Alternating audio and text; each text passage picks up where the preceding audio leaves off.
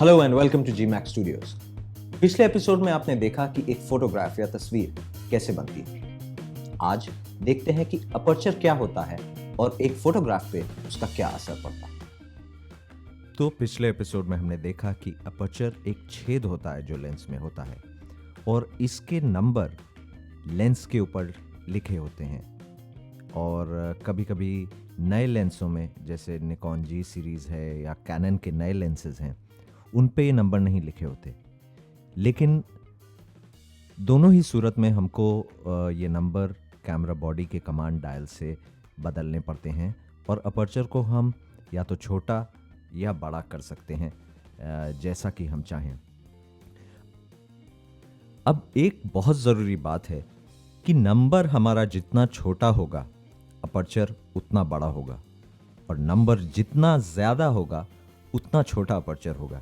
यानी 1.4 का अपर्चर बहुत बड़ा होगा और f16 या f11 अपर्चर उतना ही छोटा होगा।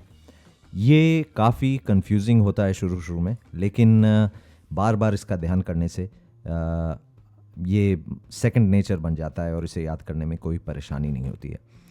तो जितना बड़ा नंबर उतना छोटा अपर्चर, और इसका मतलब इतनी ही कम रोशनी आपके लेंस के अंदर आ रही है।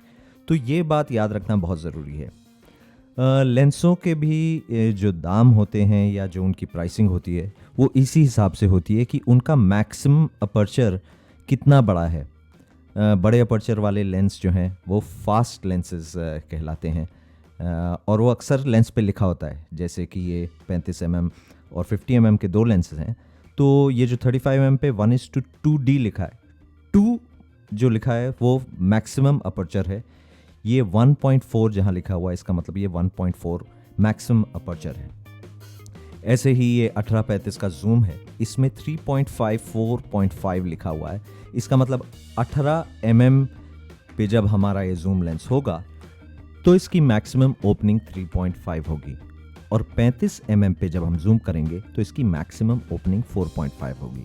अगर इसे कंपेयर करें तो ये 17-35 का जूम जिसके सामने 1:2.8 लिखा है, इसका मतलब ये है कि 17 से 35 तक ये अपर्चर 2.8 तक खुलेगा, और इसका मतलब इसका अपर्चर ज़्यादा बड़ा है बजाय इस पुराने लेंस के जो हमने पहले देखा।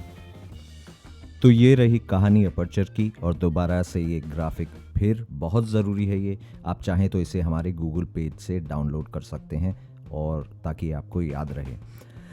हमें सब्सक्राइब करना ना भूलिएगा और हमारे गूगल पेज पे हमें ज़रूर फॉलो कीजिएगा। हम वापस आते रहेंगे और इसी तरह आपके लिए हिंदी में ट्यूटोरियल्स लाते रहेंगे। अगर और कुछ पूछना हो तो प्लीज़ नीचे कमेंट्स में पूछिएगा, हम ज़रूर कोशिश करेंगे उसका जवाब देने की। थैंक यू वेरी मच, बहुत बहुत शुक्रिया।